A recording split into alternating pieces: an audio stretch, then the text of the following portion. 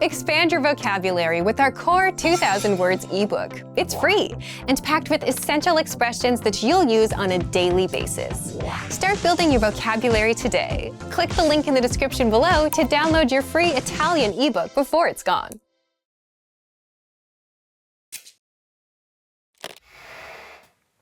Hi everybody, Marika here. Welcome to Ask a Teacher, where I'll answer some of your most common Italian questions. The question for this lesson is, how are verbs conjugated? English verbs are not heavily inflected. In fact, there are just 3 endings you can add to the infinitive of regular verbs. S for the third person singular present tense, for example, plays. ing for the gerund, playing, and id for the past tense, played. Most combinations of tense, aspect, mood, and voice can be expressed using auxiliary and modal verbs. Italian, on the other hand, is a heavily inflected language.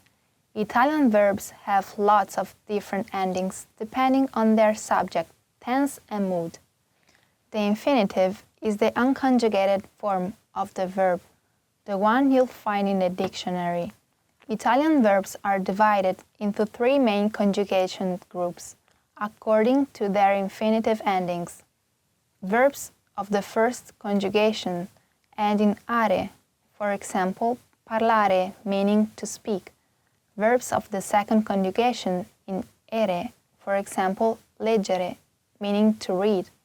Verbs of the third conjugation end in ire, for example, dormire, meaning to sleep. Each group has a different and regular conjugation pattern. Even if there are a lot of irregular verbs, most Italian verbs follow one of these 3 systems of conjugation. Each conjugation pattern has different endings you'll need to add to the verb stem. To get the stem of a verb, all you have to do is take away are, ere, or ire. So the stem of parlare is parl, the stem of leggere is legge, and the stem of dormire is dorm. Verb endings are affected by mood, tense, person, number, and sometimes even gender. Let's take a look. Italian verbs have 4 finite moods. They are the indicative, to express facts, for example, io dormo, I sleep. The imperative, to give orders, for example, dormi, sleep. The subjunctive, to express doubt, hope, fear, and possibility, for example, che io beva, I drink. The conditional, to express an action that depends on another fact that may or may not happen, for example, io leggerei, I would read. There are also 3 non-finite moods, which usually have just one form. The infinitive, which is also the dictionary form, for example, parlare, to speak. The gerund for progressive tenses, for example, leggendo, reading. The participle, generally used as adjective or with the other verbs, for example, parlato, spoken. While mood shows the manner in which an action is expressed, the tense is what specifies when the action happens. The only Italian mood that has all 8 tenses in the indicative, which is also the most used mood. The only present tense is the present, io parlo, I speak. Past tenses include present perfect, io ho parlato, I have spoken. Imperfect, io parlavo, I spoke. Past perfect, io avevo parlato, I had spoken. Absolute past, io parlai, I spoke. Pre-trade perfect, io ebbi parlato, I had spoken. Future tenses are the future, io parlerò, I will speak. The future perfect, io avrò parlato, I will have spoken. The other moods only have a couple of tenses, usually present and past, except for the subjunctive, which has a few more. This looks like a lot, and it actually is one of the most challenging things even for native speakers. But don't panic.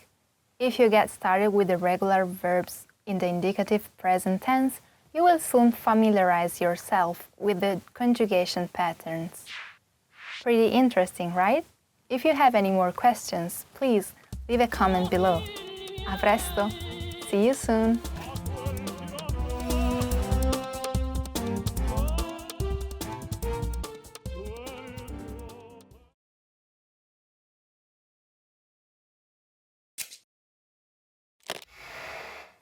Hi everybody, Marika here. Welcome to Ask a Teacher, where I'll answer some of your most common Italian questions.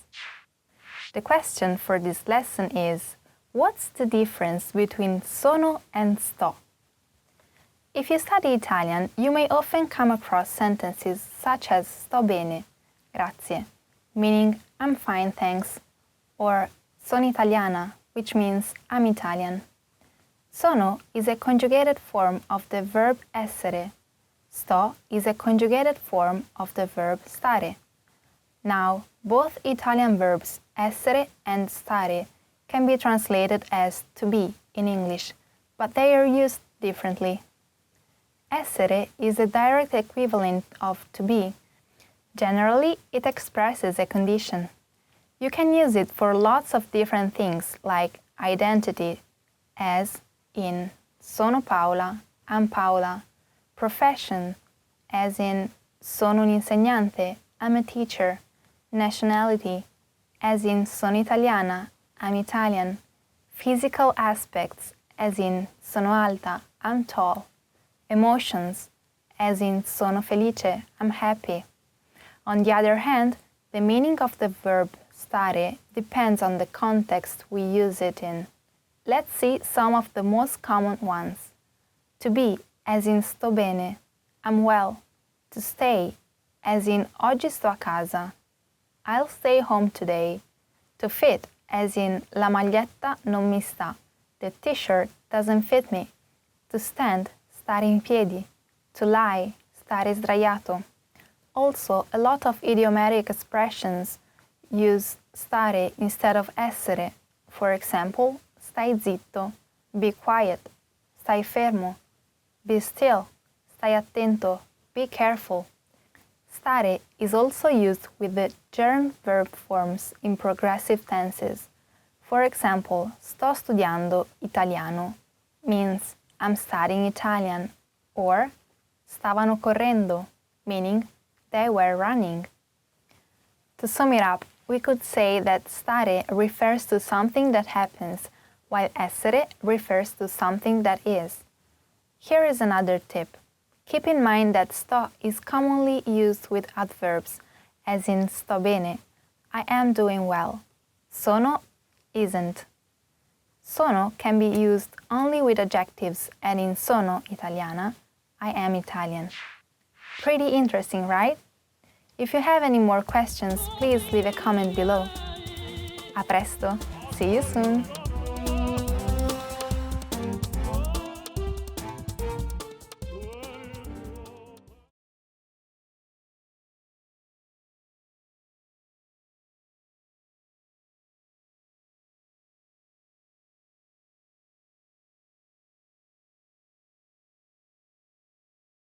Hi everyone! Do you know how to say I love you in Italian?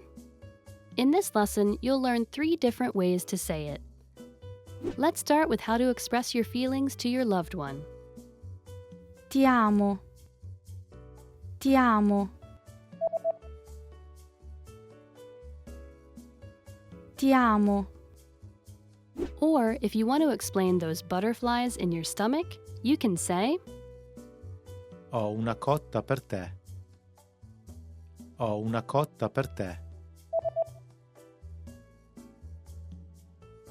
Ho una cotta per te. And when you feel that I love you is not enough, you can say Le parole non possono descrivere il mio amore per te. Le parole non possono descrivere il mio amore per te.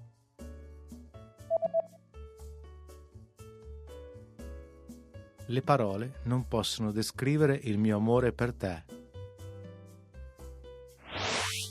You just learned 3 different ways to say, I love you in Italian. And if you're interested in learning more, don't forget to download your free Romance and Love cheat sheet, which includes romantic words, compliments, and pickup lines. Check out the description below and go to ItalianPod101.com now. See you next time! Hi everyone! Do you know the 1,000 most useful phrases in Italian? In this lesson, you'll be able to know all of them, so sit back, relax, and have a cup of tea as you listen and learn. Dov'è il bagno? Scusa. Grande. Ho prenotato. Quanto costa? Che cos'è questo? Grazie. Veramente? Potrebbe farmi uno sconto? La connessione Wi-Fi è gratuita? Potrei avere il conto? Ha dei consigli? Posso provarlo?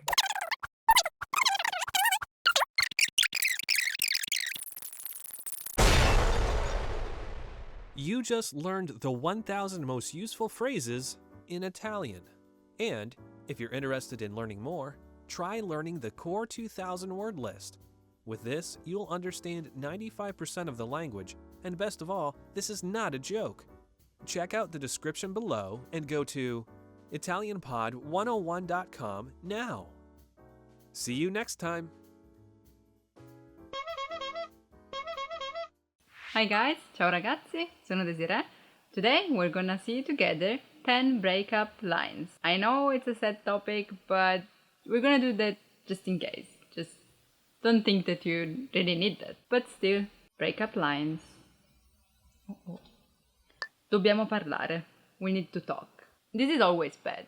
Not only for breaking up. It always can mean that something happened and we need to talk about that. But yeah, it's not something happy. Because otherwise I would say something like vorrei parlare di, I would like to talk about, for example, vorrei parlare delle vacanze, I would like to talk about vacation, or vorrei parlarti, I would like to talk to you. But dobbiamo parlare, we need to talk, is extremely extreme. Like, means prepare yourself. There was something wrong, or I discovered something, so yeah, be prepared when you hear dobbiamo parlare. We need to talk.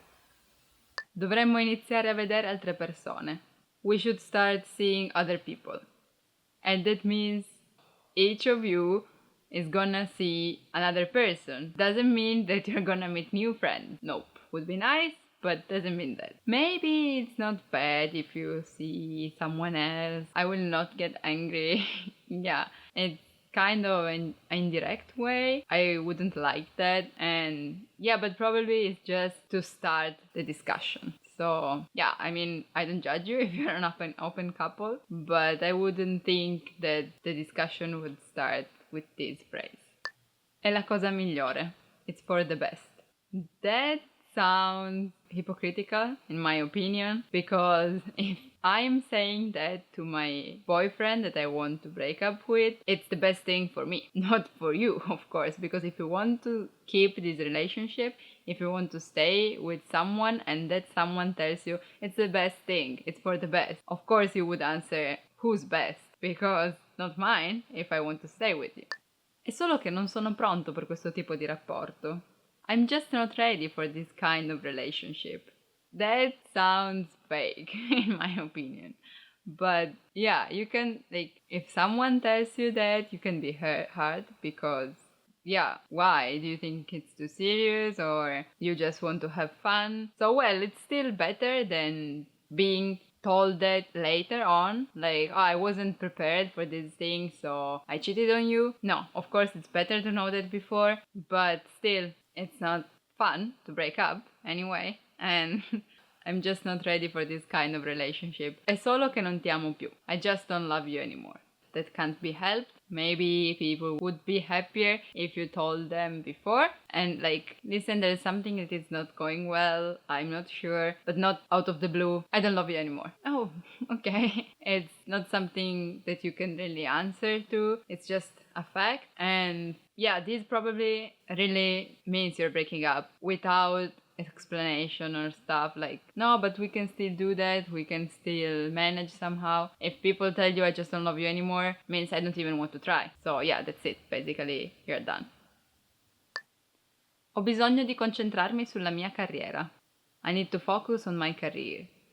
Depending on people, they have different priorities. And yeah, you can still maybe say that you will not be an obstacle for that person's career. And yeah, maybe it's not that bad.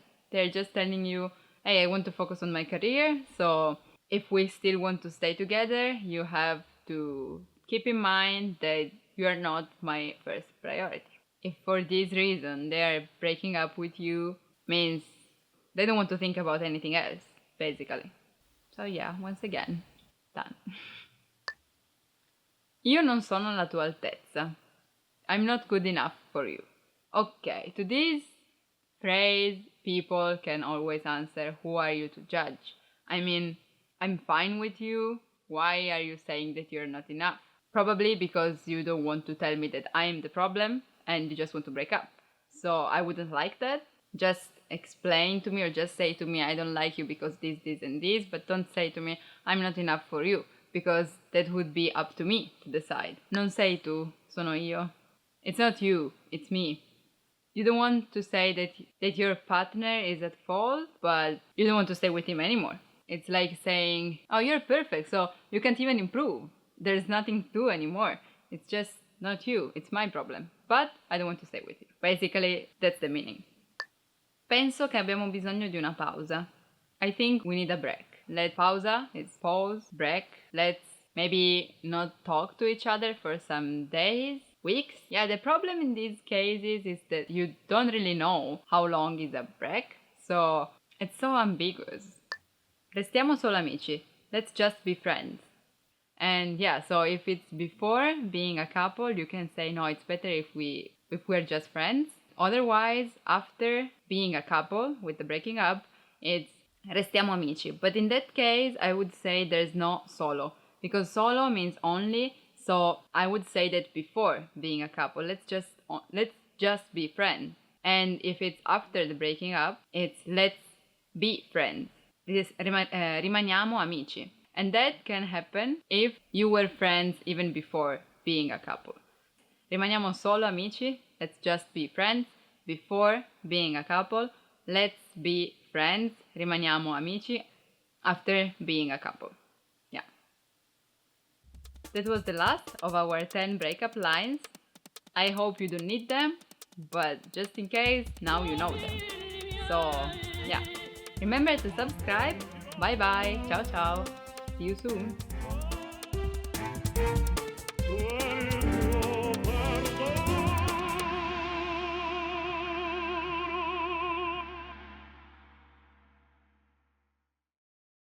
Ciao ragazzi, hi guys, I'm Desiree.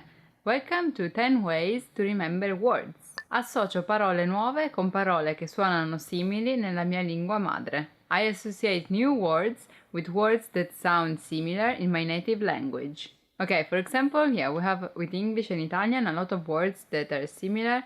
For example, lingua, language, linguaggio. Cerco di usare la lingua abitualmente nel contesto della vita quotidiana.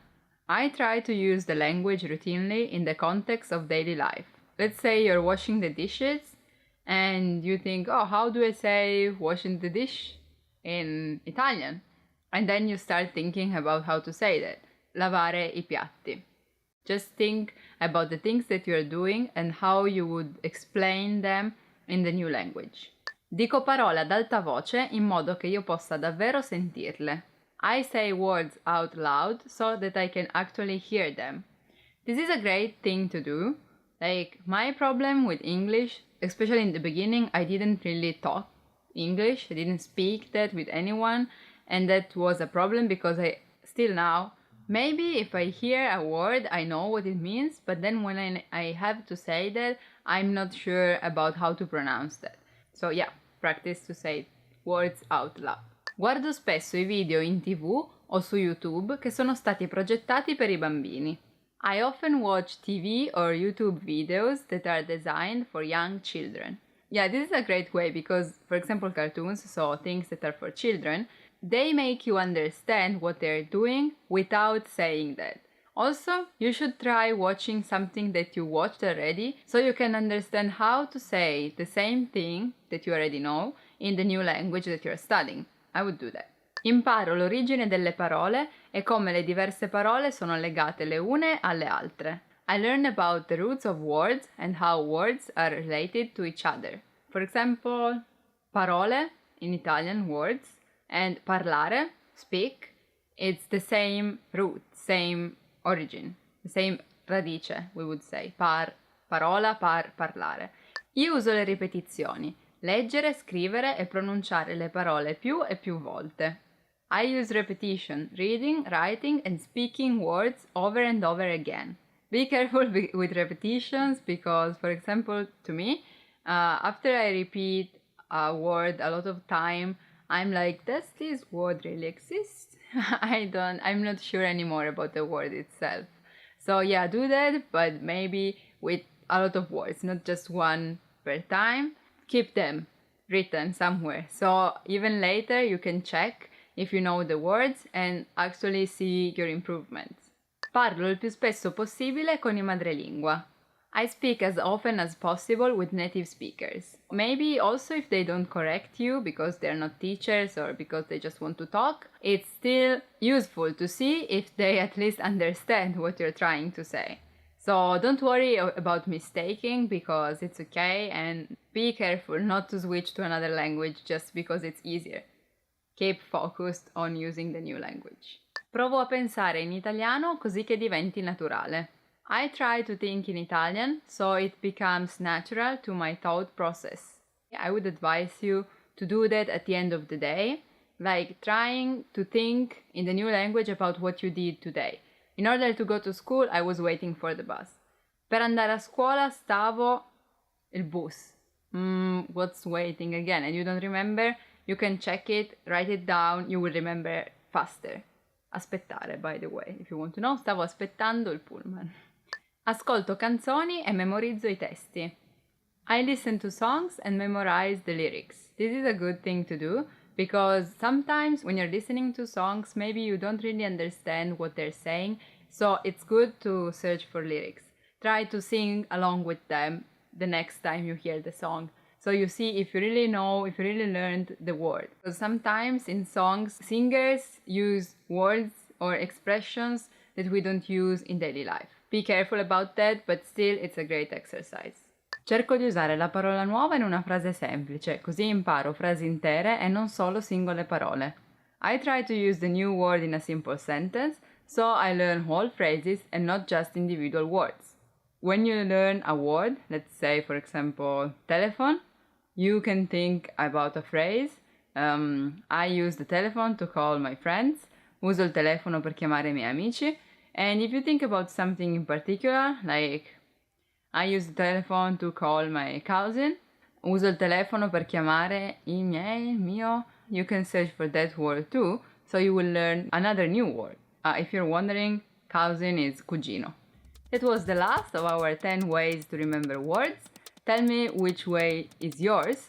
Of course, everyone has a personal way, so tell me which is yours. And if you have any advice, comment and remember to subscribe. Ciao ciao, bye bye. Keep focused on using the new language.